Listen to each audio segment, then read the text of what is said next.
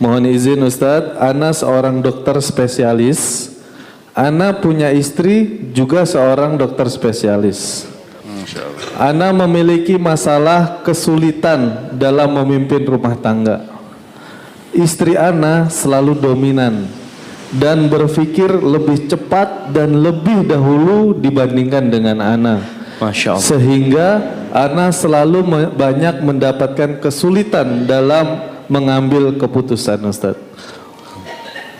Pertanyaannya, mohon saran dan bimbingannya, Ustaz. Masya Allah, Masya Allah.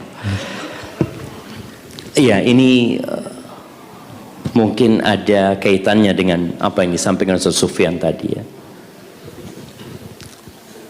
Bahwasanya laki-laki adalah pemimpin, tetap pemimpin itu adalah laki-laki.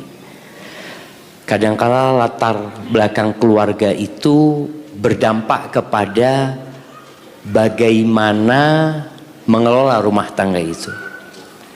Di beberapa rumah tangga itu yang dominan ibunya. Jadi sang anak ini mendapati orang tuanya yang lebih dominan itu ibunya. Padahal bapaknya yang kasih nafkah sebenarnya. Tapi sang ibu yang ngatur keuangan ya, sang ibu yang nyuruh-nyuruh bapaknya, ada yang model seperti itu jemaah.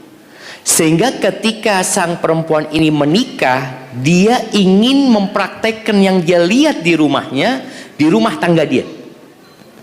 Padahal yang namanya suami itu adalah pemimpin. Apalagi suaminya bekerja. Dan nasihat ana ya, dokter spesialis, istrinya dokter spesialis, jangan engkau akhirnya tidak memberikan nafkah kepada istrimu. Kan dia udah dapat penghasilan, Ustaz. Tetap engkau kasih nafkah. Kalau engkau tidak kasih nafkah, pincang kepemimpinan. Seperti yang Ustaz Sufyan jelaskan tadi, 50% dia jadi suami. Dia berikan nafkah sesuai. Kalau tadi dia kaya, umpamanya memang dia butuh 1 bulan nafkah itu anggap untuk semua itu 50 juta, dia kasih 50 juta. Dia kasih 50 juta plus 20 juta. Karena aku cinta sama engkau. Jadi ada sesuatu yang membuat istri tahu suaminya ini pemimpin di rumah. Maka walaupun tadi istri lebih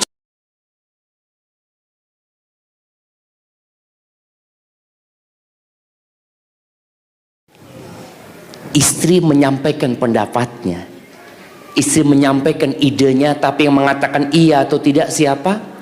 Suami.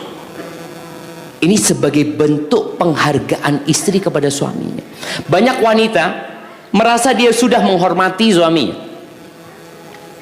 Ingat hadis Imran bin Husain ya, ketika dia menceritakan bibinya yang sedang menjumpai Nabi SAW yang curhat mungkin sama Rasulullah SAW. Selesai urusannya, Nabi bertanya kepada perempuan ini. Apa pertanyaannya? Adzatu zaujin anti? Engkau punya suami? Kata perempuan, iya, kata dia. Kaifa anti lahu? Gimana sikapmu kepada suamimu? Oh, kata dia, aku nggak pernah menyia-nyiakan dia. Artinya hak dia aku berikan illa ma'ajiztu, kecuali yang aku nggak mampu untuk memberikan. Apakah Nabi kemudian memberikan apresiasi kepada perempuan ini? Oh, bagus engkau. Enggak.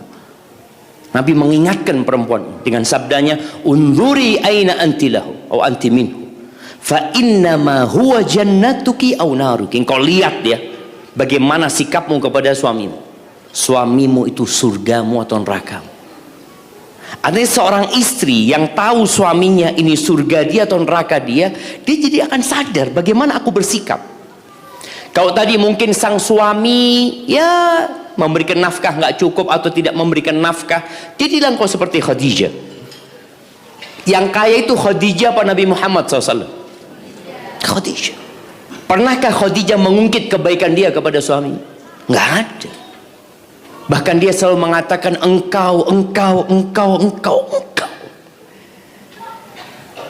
Maka buat sang suami, bagaimana engkau memberikan apresiasi kepada istrimu yang tadi juga membantumu bekerja. Dia membantumu bekerja, dia masih harus merawat dan mendidik anak-anakmu, dia masih wajib melayani dirimu, maka berikan perhatian lebih. Dan engkau juga harus tenggang rasa sama dia. Dia capek juga. Dulu waktu kita di Madinah, kita sama sohib-sohib waktu mau nikah itu kan biasalah, antum mau nikah sama siapa? Ana mau cari dokter, kata dia. Ana ngomong enggak, ana nggak mau. Kenapa? Aduh, nanti dia ngurusin pasiennya, ana nggak diurusin sama dia. Ya bisa jadi seperti itu, dia sibuk dengan pasiennya. Maka ketika engkau memilih istri seorang dokter, engkau tahu konsekuensinya. Dia punya kesibukan, sehingga boleh jadi pelayanan dia di rumah nggak maksimal.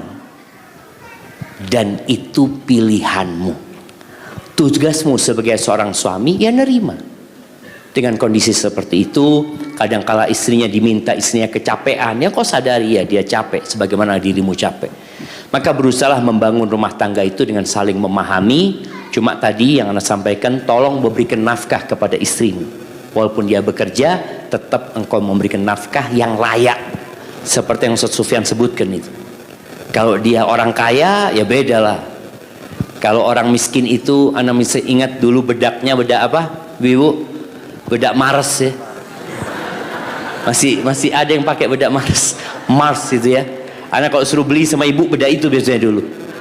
Tapi kalau ini orang kaya nggak bisa bedak itu, bedak itu nggak dipakai sama dia. Maka tadi lihat, mungkin untuk skincare-nya, ya kalau dokter berapa kira-kira Ustaz? Dokter spesialis ini Ustaz. Barakallahu fikum. Jadi itu mungkin bisa dilakukan oleh seorang suami, dan sebagai seorang istri tetap engkau memandang suamimu adalah surgamu atau nerakamu. Barakallahu fikum. Taib, ada yang mau ditambahkan Ustaz Sufyan? Cukup? Cukup Ustaz. Taib.